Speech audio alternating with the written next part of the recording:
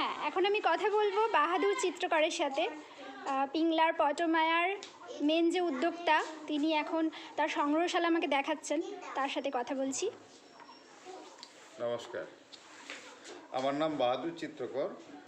নয়া পটচিত্র শিল্পগ্রামে বসবাস করি।